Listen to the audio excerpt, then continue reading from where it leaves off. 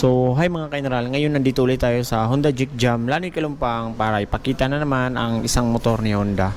So, tara, simulan natin, let's go.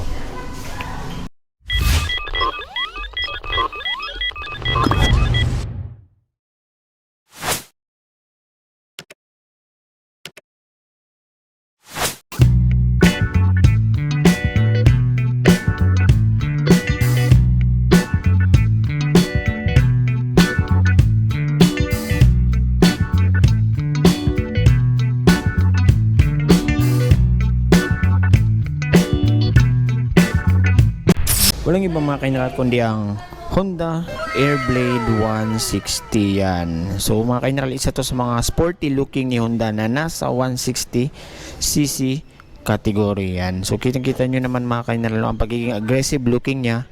At the same time, hindi pa rin nawawala ang kanyang pagiging premium looking. Puntahan agad natin ang makina ng motor na to. So ang motor na to ay merong 157cc engine displacement, taka 4-stroke, 4 valves, single overhead cam at saka liquid cooled na rin. At dinagdagan pa ng kanyang ESP Plus engine. Meron din itong compression na 12.0:1. Meron itong max power na 11.2 kilowatts at 8,000 RPM at max torque naman na 14.6 Newton meters at 6,500 RPM. Meron ditong bore stroke na 60 by 55.5 millimeters.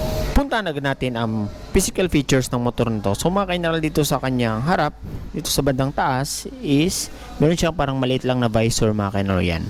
And then ang kulay ng motor na ito mga kaineral ay may color combination siya na blue. Glossy siya mga kaineral pero may pagka dark yan.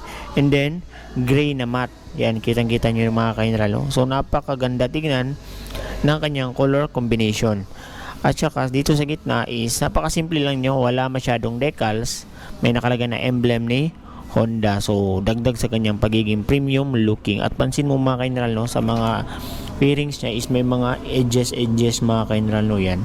So nagpadagdag sa kanyang pagiging astig tignan. Yan. So napakaganda na rin ang itsura ng kanyang mga ilaw mga kaineral. Kitang-kita nyo ang kanyang daytime running light na napakahaba.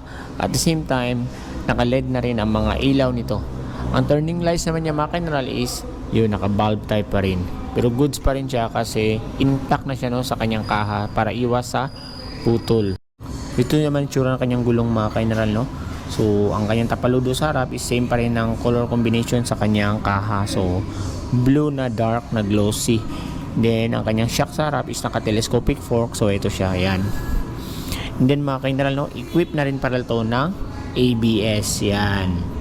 So naka-ABS ang kanyang harap. So ito na may tsura ng kanyang brake, so naka single piston caliper yan. And then naka na siya mga kaineral, naka mugs na. So ang ganda ng kulay ng kanyang mugs mga kaineral, para siyang metallic na gray, yan. So bumagay talaga sa color combination ng motor. Ang size ng gulong is nasa 90 by 80 by 14. So tubeless na rin siya mga kaineral. Reliable na siya lalo na sa mga long ride. So dito naman tayo banda sa kanyang gilid mga kaineral. So may nakalagay dito na decals na 160, So and then dito sa baba is yan, may emblem na AB. Yan, napakaangas ang pagkalagay.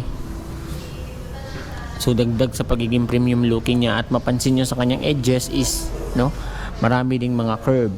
So mas brusko siya tignan mga kaineral. So ito naman itsura ng kanyang apakan mga kaineral, yung footboard niya, yan.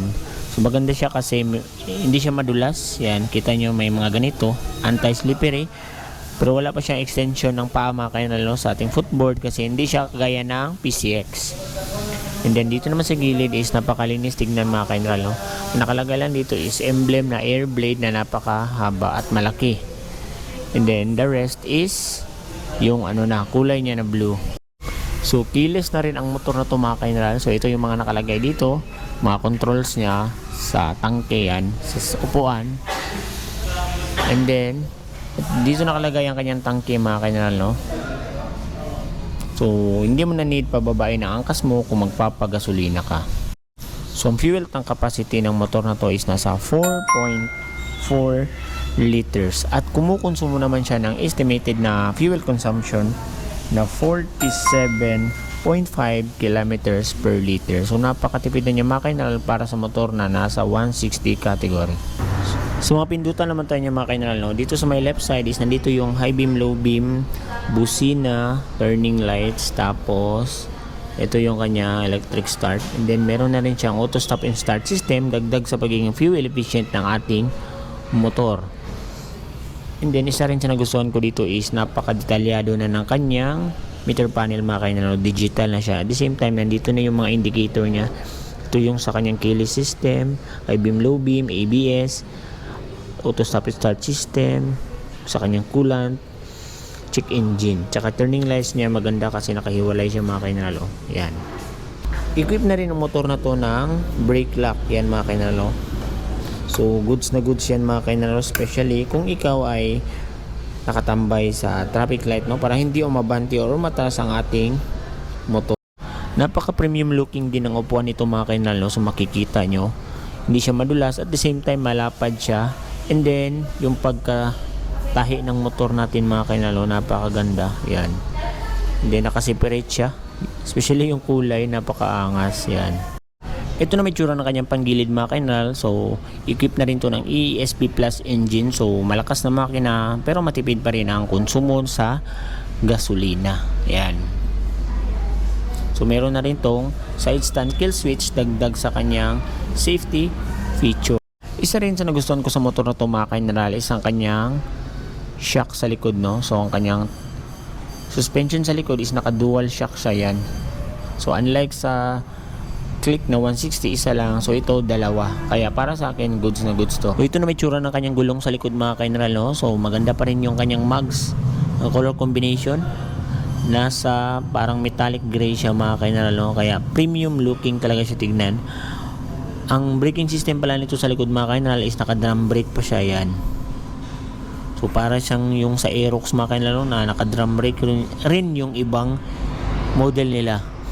And then ito ay may tire size na sa likod na 100 by 80 by 14. At the same time, tubeless na rin siya. Ito na may tsura ng kanyang ilaw sa likod mga kainal. So napakaganda at visible na to sa gabi kasi naka LED lights na to. So ang kanyang turning lights naman is naka bulb type pa rin. Pero goods pa rin kasi intact na siya sa tail light. And then meron na rin siyang separate na ilaw para sa plaka at reflectorize dito. So ito na may tsura ng kanyang tambucho mga kainalaw. So napaka-sporty na niya, at the same time maganda rin yung kanyang heat guard, no. Yan. So malinis tignan, wala masyadong abubot. Isa rin sa nagustuhan ko mga kainalaw is yung tapaludo niya mga kainalaw. So na-extend siya dito hanggang dito. So iwas putik dito lahat. Yan, unlike sa ibang motor is hanggang dito lang. Napapansin ko sa iba. So may tendency na yung putik is papasok pa dito.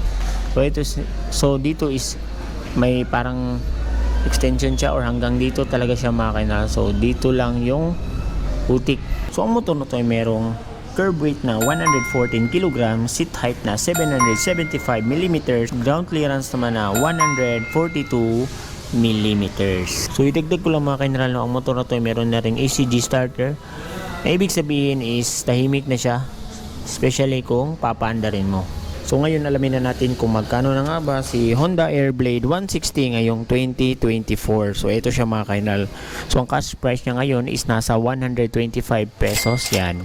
Down payment na 20,000 pesos at 36 months monthly installment na 5,062. So may rebates pa yan na 200 kung updated ka sa pagbabayad. So yun lang mga kainalo. Kung umabot ka sa part ng video na to is gusto kong magpasalamat sa patuloy na panonood at suporta sa ating munting YouTube channel. So yun lang mga kainal. Stay safe, ride safe. Bye bye.